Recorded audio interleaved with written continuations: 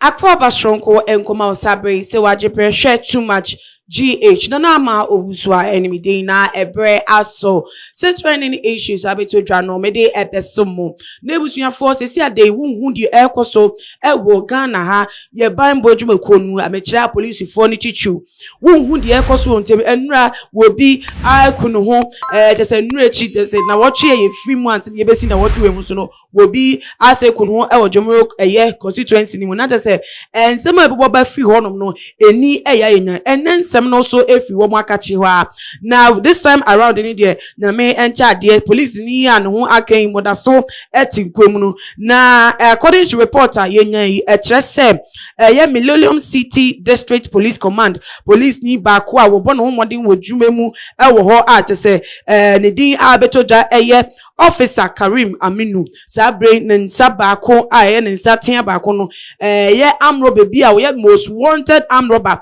ewo eye abakum eno so Millennium City ye kroni mu no tese wetimi aka ye police ni ensa ba ko no efiso na ni ane se wo ma penechira kwa ache ye ka notorious R0bbers ewo eye mantem honoma wuntimi emodin atese abrante we anedi ede awudi Eric edi emfim tese wa bokro na matese krono na dije no ho obebi obefe bia batese krono center ba afa ho age wa mba ho ajiwa betwem obetisi obi ade ayira wo na no na anam so ama police for aye nhwemu apene kira kwan ya tese wo ma hwere ne kira kwan ya che wo mchina na wasayira ase de mframa uso ni mu anu ayira uso ni mu anu ayira and this time around the aye police officer here tese ne ni ye den obo no homoden e wona dwuma mekire aye Officer Karim Aminu wo bon homoden eso aye Eric awuzi emu notorious R0bber yin no wo so ni mu no chance still na notorious sesem fin mu mo jane da so woni mu let say was son and sat nyasem keto the sense was shapio so the afa hiu what this see a police ni ensa so na ja wa do that is work to from na police ni je otiete merade mi wo na say aye nsempi na no na nam so ni tietie mu na tese no otiete na nam so ema eye ni nwanma police for ebe so mu atese wo mo etimi eche Eric awuzi atese sabre woni na ne mami owo no se si ano ya arrange omo before of Franco Circuit Court atese judge ni peni awo court wo betra ensem no so na atese wedi ede ama police ni atese sabre aka nsa ede efiso na wo nsem se na eba atese ntiremu etete ko be bi sa se ade tina se si ade ase ehu tese anase obuo eni ni die bi a enkane no nka hu so bi hye black uniform blue black uniform no oba nko forward mo tese wodi bone grandpa na wa sacrifice ni bon no wo be say adentina say ehu no efri ni pemu because afi we munku a mo be kaya ye ya sa report case bi mamo say eye bullion van at say police ni awo gade etimu bi that no wo mo efi eye Cape Coast Central Region dunkwa ho edi wo ni kire eye Ashanti Region at say across Renford ko chain wo this bone to ku ni ya eni tese nyama wodo ekoso a nipa ni a police fo ntem am tese wo mtimi du mo bonu be bi say de na akoponi a akowia mu sa sesi ade osro eni tese respect and honor for a uniform rekwapo no timamofo eni biem na tese pacha se bibi ekopone ansa bibi nkoye bibi asesa asia nhwe ho asema nka na tese ekoso na no ye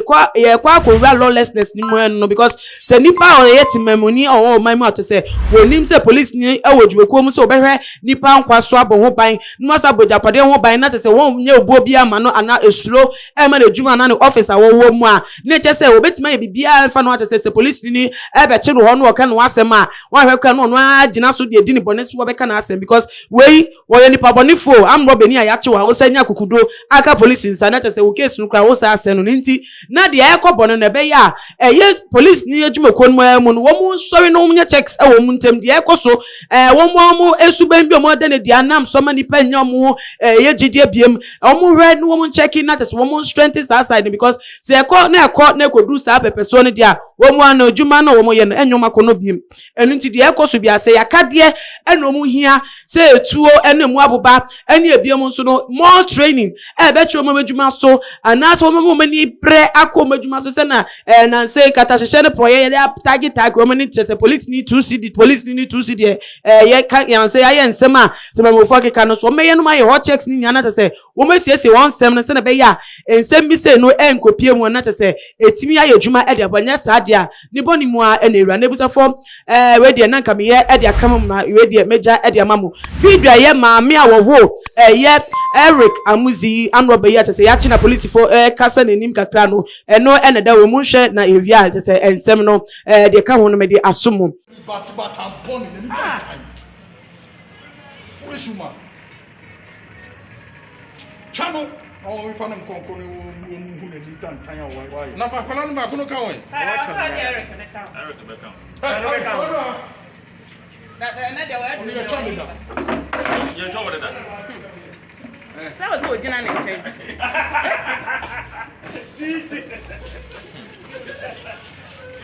Now. Wow. Ọ̀tá tún nù hùn. Ọ̀tá tún bọ̀ nù. What's the way of so Ọ̀tá tún nù. So for one kúrò. Wọ́n ṣe nyina. So that. Pink FM, ọmọ ncha na mo fan ko.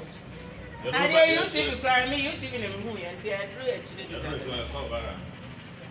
na se na meka no pepepe no ebusuafo maame no ena tese wona ne ba no se wo bo ne ba no ho ban ti no no so ya che na ka ho a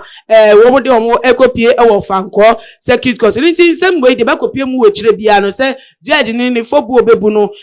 no so beto da ye de be somo na nso ni nyam no timamofo police fo no ye nti no mu adwuma mu enti se ye nyobu afo mo ma na tese ya ankasa ye nkwa e de de to nsem mu da ko be nya police ni so be bo ho ban na wan fo ebu ama no wo kwan bi so a na sa bre ne so a obede abo ho ban edemoni ti efa sadwe enka yetrim na tese yemfentu anamo bi be si a wadwentre efa ensem no ho no bomode ne fa so me e wo ye comment section na biem so share video we all social media platforms na follow yen e wo Twitter and Instagram so @tumagh_